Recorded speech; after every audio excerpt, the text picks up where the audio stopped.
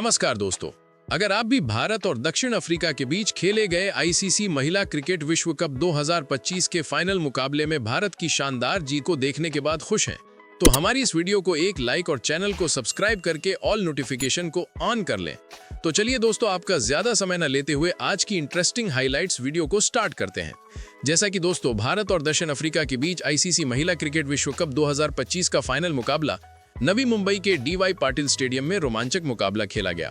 दोस्तों, आप लोगों को बता दें कि यह सिर्फ एक मैच नहीं था, बल्कि एक इतिहास रचने का मौका था। भारत की ब्लू ब्रिगेड और दक्षिण अफ्रीका की प्रोटियाज दोनों ही टीमें पहली बार विश्व कप खिताब जीतने की दहलीज पर खड़ी थीं। आज एक नया विश्व चैंपियन मिलने वाला था। यह दिन भारतीय महिला क्रिकेट के लिए एक नया सवेरा लेकर आने वाला था। दोस्तों, मैच से पहले टॉस के समय थोड़ी बारिश ने खलल डाला, लेकिन अच्छी बात यह रही कि खेल समय पर शुरू हो सका। दक्षिण अफ्रीका की कप्तान लॉरा वोल्फार्ट ने टॉस जीता और बिना किसी हिचकिचाहट के पहले गेंदबाजी करने का फैसला किया। उनका मानना था कि पिच में नमी है, जिसका फायदा उनके तेज गेंदबाज उठा सकते हैं। वहीं भारतीय कप्तान हरमनप्रीत कौर ने कहा कि वो भी पहले गेंदबाजी ही करना चाहती थीं, लेकिन अब टीम का लक्ष्य होगा बोर्ड पर एक बड़ा स्कोर लगाना। भारत की प्लेइंग 11 में कोई बदलाव नहीं किया गया था, जबकि दक्षिण अफ्रीका की टीम भी अपनी सेमीफाइनल जीत वाली टीम के साथ उतरी थी। अब दोस्तों, भारत की तरफ से ओपनिंग करने आई टूर्नामेंट की दो सबसे शानदार बल्लेबाज स्मृति मंधाना और युवा विस्फोटक सनसनी शेफाली वर्मा। ये जोड़ी भारतीय टीम को एक धमाकेदार शुरुआत देने के लिए जानी जाती है। दक्षिण अफ्रीका की तरफ से नई गेंद संभाली अयबोंगा खाका ने। पहली गेंद एक इन स्विंगर, जिसे शेफाली वर्मा ने सम्मान दिया और डिफेंस किया। अगली गेंद ऑफ स्टंप के बाहर गेंद को शेफाली ने ड्राइव किया और गेंद तेजी से कवर पॉइंट की दिशा में चौका के लिए चली गई। ये चौका सिर्फ 4 रन नहीं, बल्कि ये भारत के इरादे की पहली घोषणा थी। मंधाना भी शांत नहीं रही। उन्होंने नोन कुलूले को मलाबा के अगले ओवर में फ्लिक किया और मिड विकेट बाउंड्री पार कर दी। ये जोड़ी आज अलग ही ले में लग रही थी। खाका और मलाबा दोनों ही गेंदबाजों को भारतीय ओपनर्स ने कोई मौका नहीं दिया। पावर प्ले में ही स्कोर 60 रन के पार जा चुका था। शेफाली वर्मा आज एक अलग ही मिशन पर थी। उनका बल्ला आग उगल रहा था। तेज गेंदबाजों के खिलाफ उन्होंने पुल शॉट्स लगाए, स्पिनर्स के खिलाफ कदमों का इस्तेमाल किया। मारिजन कैप आई और उन्होंने डीप मिड विकेट के ऊपर से पहला छक्का जड़ दी। साथ में स्मृति मंधाना अपनी क्लास दिखा रही थी। एक तरफ शेफाली तूफान मचा रही थी, तो दूसरी तरफ मंधाना कलात्मक शॉट्स के साथ स्ट्राइक रोटेट कर रही थी। उन्होंने कवर्स के ऊपर से एक शानदार लेफ्टेड ड्राइव लगाई, जो सीधे बाउंड्री तक पहुंची। दोनों बल्लेबाजों के बीच शतकीय साझेदारी पूरी हो चुकी थी। सिर्फ 16 ओवरों में स्टेडियम में दर्शकों का शोर आसमान छू रहा था। लेकिन दक्षिण अफ्रीका की अनुभवी गेंदबाज मरिजन कैप को दोबारा बुलाया गया और उन्होंने अपनी टीम को पहली सफलता दिलाई। स्मृति मंधाना एक बड़ा शॉट खेलने की कोशिश में थी, लेकिन टाइमिंग सही नहीं रही और गेंद सीधे गई मिड ऑन फील्डर के हाथ में चली गई और स्मृति मंधाना 45 रन बनाकर पवेलियन लौट गईं। इसके बाद जेमिमा रोड्रिग्स क्रीज पर आई। भारत की रनगति थोड़ी धीमी हुई। दक्षिण अफ्रीका ने स्पिनर्स को अटैक पर लगाया, लेकिन शेफाली वर्मा ने अपना प्राकृतिक खेल जारी रखा। उन्होंने अपना अर्धशतक पूरा किया केवल 45 गेंदों में। ये वर्ल्ड कप फाइनल का प्रेशर था, लेकिन शेफाली पूरी तरह से बेफिक्र होकर खेल रही थी।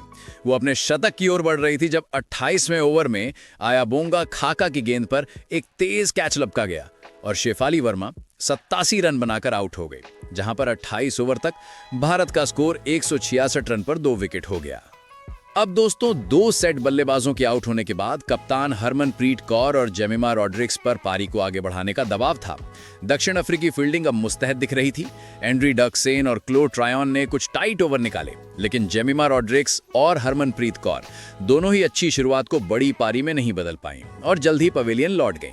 रोड्रिग्स को मलाबा ने एलबीडब्ल्यू आउट किया, जबकि हरमनप्रीत कौर को खाका ने एक बेहतरीन यॉर्कर पर बोल्ड कर दिया।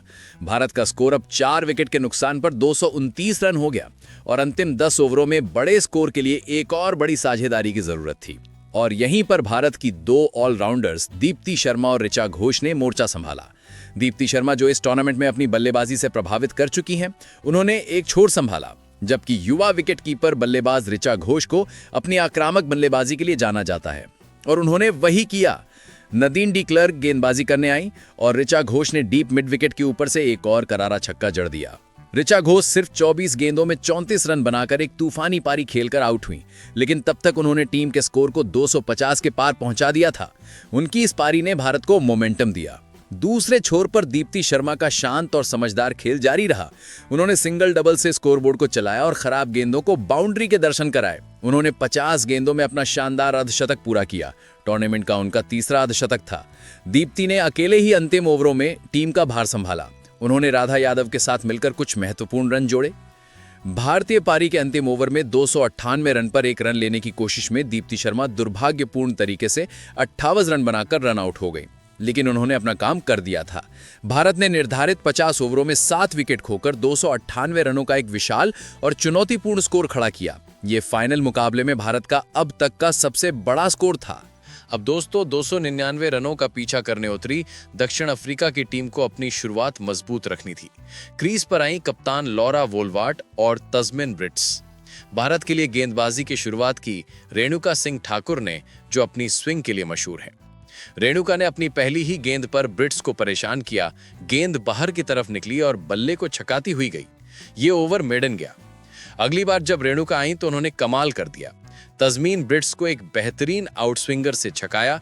गेंद बल्ले का बाहरी किनारा लेकर विकेट कीपर ऋचा घोष के दस्तानों में समा गई और तस्मीन ब्रिट्स 23 रन बनाकर आउट हो गई। इसके बाद एनके बॉश क्रीज पर आई, लेकिन आते ही श्रीचरणी के हाथों एलबीडब्ल्यू हो गई और खाता भी नहीं खोल सकी। अब क्रीज पर आई अनुभवी सून लुस और वोल्वार्ट ने अब पारी को संभालने का फैसला किया। भारतीय कप्तान हरमनप्रीत ने अपनी Trump card off spinner Deepti Sharma को जल्दी ही अटैक पर लगा दिया। दीप्ति ने अपनी स्पिन से बल्लेबाजों को बांधे रखा। इस जोड़ी ने मिलकर पारी को धीरे धीरे आगे बढ़ाया और लॉरा वोल्वार्ट ने अपना अर्धशतक पूरा कर लिया।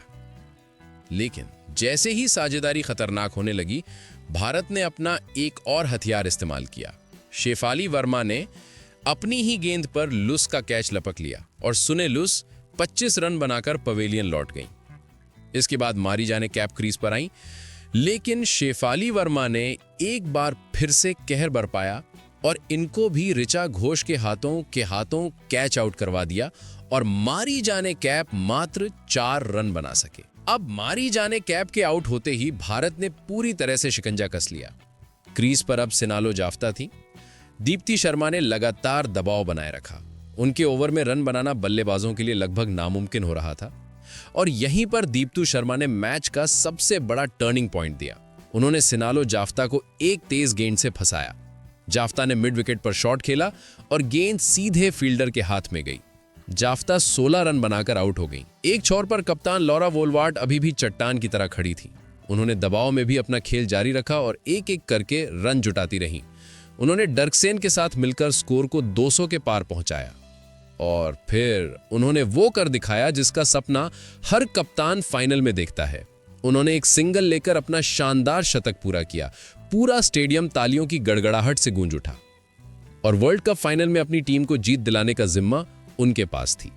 लेकिन भारतीय गेंदबाजों का प्रदर्शन आज आउटस्टैंडिंग था। रेणुका सिंह ठाकुर और श्रीचरणी ने मध्य ओवरों में बेहतरीन नियंत्रण दिखाया।